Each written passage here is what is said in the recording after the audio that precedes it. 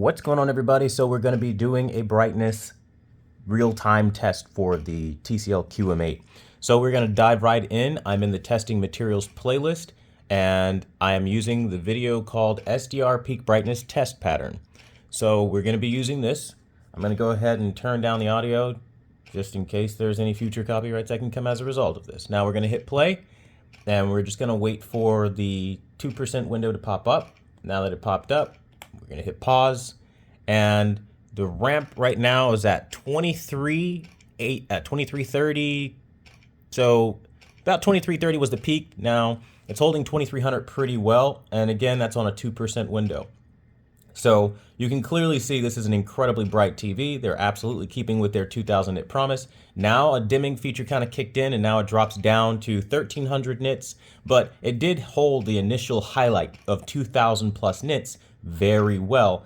And again, that's just in the early going. So that's one of the things that you want to remember as we're kind of progressing through this entire scenario. Okay, so now that that happened, we're going to go ahead and move on to the next test pattern. We're just going to fast forward it a little bit, right? And it should take us to our next pattern, wherever that may be. We're on play. Let's see. There we go. So now we're on the 10%, but I'll just kind of let you guys see the 10% window so you know it's 10%. So 10% is where we're at now. Okay, we're going to hit pause. And now it's kind of ramping up kind of similarly, but it's slower. So it's gradually picking up, but 1700 is where it's at for the 10% window, more or less. Now we're going to let it sit here for a little bit, just kind of bully it a little bit, if you will, just so we know that we've got what we're looking for and it's actually registering in the ways that we want it to. And again, we're just hanging out, letting it do its thing. 1700 still very solid. And now the important thing with this is to note that, like, I'm gonna lower down the brightness so you guys can see less glare. It's important to note that you have a brightness ramp up and down usually, but with this TV, it's maintaining one of the highest peaks really well. So that's very, very good. So now we're going to fast forward a little bit to try to get to the 25% window stimulus faster. And again, very real world test so you can get an idea of how the brightness is. Again, one of the things I mentioned in the early going of this entire review process is that this TV is incredibly bright, has no issues with being bright, right? So now we're at 25%, right? And we're going to pause it there, and 2200 out the gate, 2290, 2289. So it goes up and down. As you guys know, everything goes up and down, but it's doing an incredible job of hitting those highs. So 2% and 25% so far, the brightest windows. 10% still bright at 1700 nits. 1600 nits is a hold on the 25%, like it's holding really well. So it's not falling off. Now, if you're new to all this terminology and jargon and you don't know what a nit is, this is simply a measurement of brightness. Usually most TVs are about 1,000 nits these days. That's kind of common now. 800 to 1,000 nits is about common nowadays. Anything 1,500 and up is really good and really bright, and especially great for a bright room.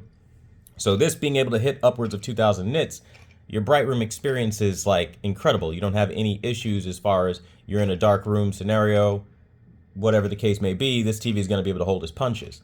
Now at 50%, let's see how it goes. Now I've already done this test ahead of time, and I can tell you this is also really bright.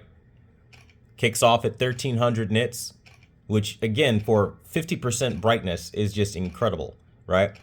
And it's holding really well. 1358 and decreasing gradually, of course, like these things tend to do the longer you sit on it. And it's also important to note that highlights in a movie are going to be usually pretty quick. It's usually a laser beam or an explosion. So that second that it's going to pop off on the screen, you're going to be able to experience the full intensity of brightness that this TV has to offer because of the nit count or the brightness level, right? Trying to make this as digestible as possible, even if you're a new viewer. And the point here is that even though it's not necessarily maintaining that, as you see, it falls off somewhat over time, it's still, this is a really aggressive TV for brightness, like one of the most aggressive I think I've ever seen. And it's really impressive, especially given the price point.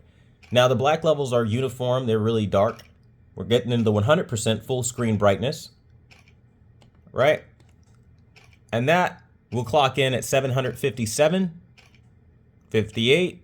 So 758, the highest point, it's 58.1, 58.2, but 758 more or less. And it's holding 700 pretty well. Now these are impressive numbers because typically when you get to full screen brightness, that's the dimmest the image is going to be.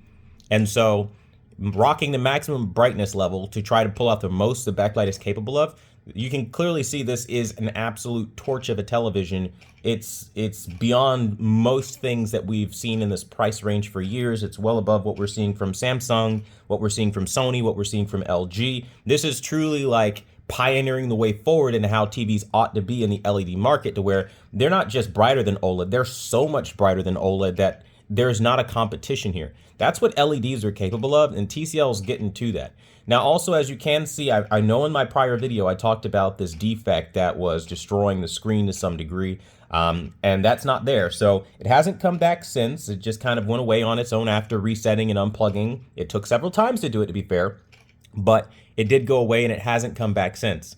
Now I see 759 actually, 759.6 being the highest point that it got up to. So on the full screen brightness, the longer it sat there, it actually got brighter. So that's good for us because we're not losing brightness, but at least not on a great scale anyway.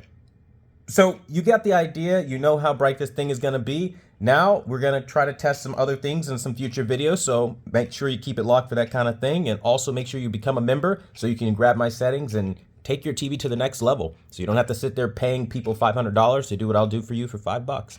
That being said though, until the next video, I want you guys to stay safe, be happy, and until the next time, see you guys later.